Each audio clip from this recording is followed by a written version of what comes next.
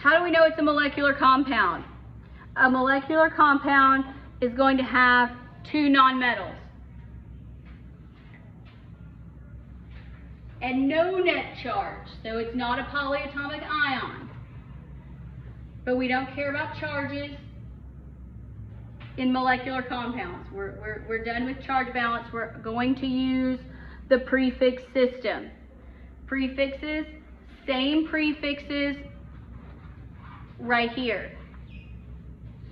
Now, do not use the prefix system with ionic compounds unless you're doing hydrate. Everybody's like, I love the prefix system, and you want to start putting prefixes on everything. Please don't do that. Okay, so you have to look at your compound and determine, is it ionic or is it molecular? So if you have two nonmetals, that means two that are to the right of the stairs. So this tiny little area on the periodic table. That's the only time you have two of them that you can use the prefixes. All right. So you name your first nonmetal, and I'm not really a big fan of this. It's just kind of by convention. It's the lowest group number. It's going to be the one that's sort of like a metal. So the one that's closest to the stairs, closest, farthest left. So like you would name carbon before nitrogen. You would name silicon before sulfur.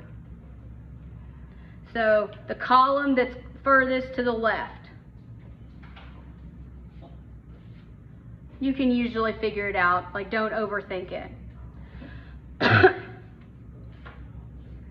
So you're going to name it. The first metal is, and you're going to use the element name, just like we do with ionic compounds. So the first one is the element name. And then for the second one, you're going to use the first syllable plus IDE. There's no change here. Chloride is still chloride, nitride is still nitride, oxide is still oxide. Now, if your formula indicates that you have more than one of a particular element or both, then you use the prefixes. The exception here, do not ever use mono on the first element. It hurts my heart. I will be tempted to yell at you. So if there's only one of the first one, do not put mono on it. It's understood. So let's practice with our prefixes. Here, when we're naming them, you don't have to care. You don't look at which one is most metal-like. It doesn't matter. So the first one, you just say its name. So that would be nitrogen. Is there more than one of them? No. Do we use mononitrogen? Absolutely not. So it's just nitrogen.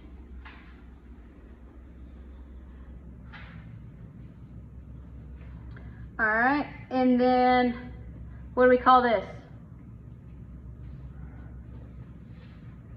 You can just triiodide. And yes, there are two I's that go together.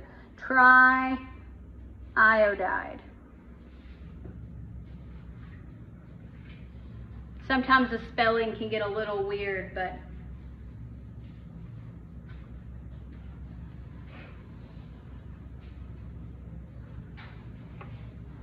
all right, next one. Our first element is phosphorus. Do we have more than one of them? No. So we don't put monophosphorus. All right, what's our second element here? Chloride, and how many do we have? 5, so it's a penta. Pentachloride.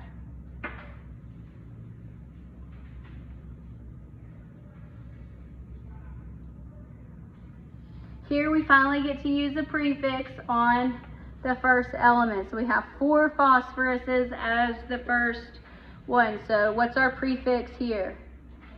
Tetra. So you just put it onto the element name. Tetra phosphorus. And then how do we say that there are 10 sulfurs? Decasulfide. Who thinks this is easier than what we were doing before? So you're going to want to put prefixes on everything. Don't do it. All right, let's go the other way. Here are formulas. We're going to go over names. All right, what do we call this? Phosphorus.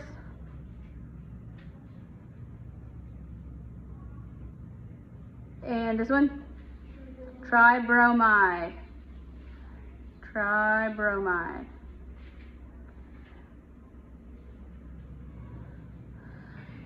All right, and this next one, Cl2O. Our first element is chlorine, so what do we write? Dichlorine. And now, even if there's only one of the second element, you still use a prefix here. So this would be, we're going to say monoxide because monooxide sounds weird and it looks like monoxide, and that is incorrect pronunciation. Do not tell me monoxide, please. If you're not sure, think about everyone has probably heard of carbon monoxide poisoning. Hopefully no one has ever had it. But, all right, CBr4. C stands for carbon. And how do we write Br4? Tetra. And Br is bromine, so that becomes bromide.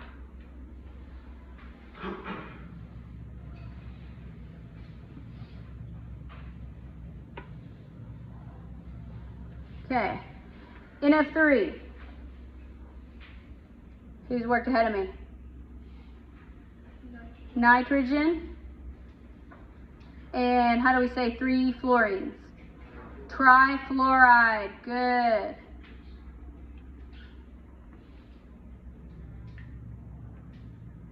All right, here are names, writing formulas.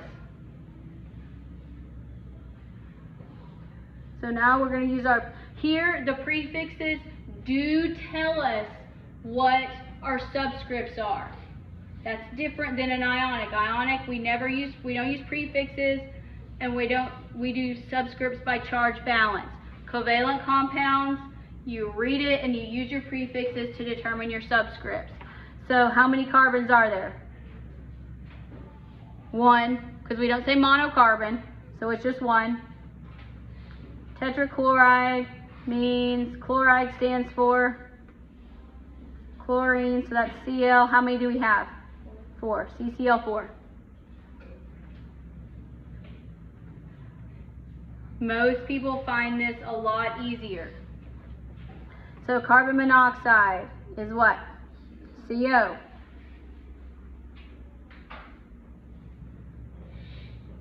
All right. Phosphorus trichloride is PCl3. Dinitrogen tetroxide. Into O4. Good.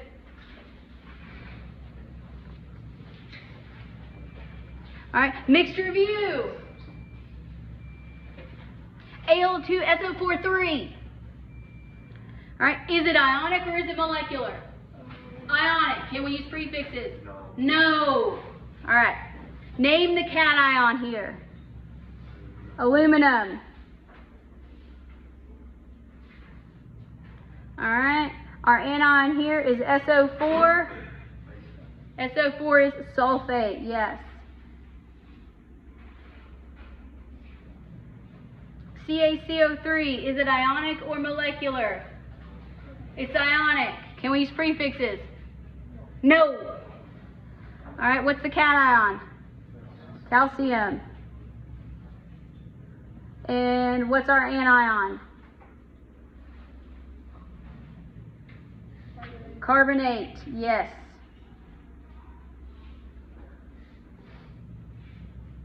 All right. N2O. Is it ionic or molecular? Molecular. Do we use prefixes? Yes. Yes, because this is two nonmetals. All right. So what's our first component? Dinitrogen. That's right. Dinitrogen monoxide. All right. Next one, MgOH2. Is it ionic or molecular? It is ionic. What's the cation? Magnesium. And what's our anion? Hydroxide.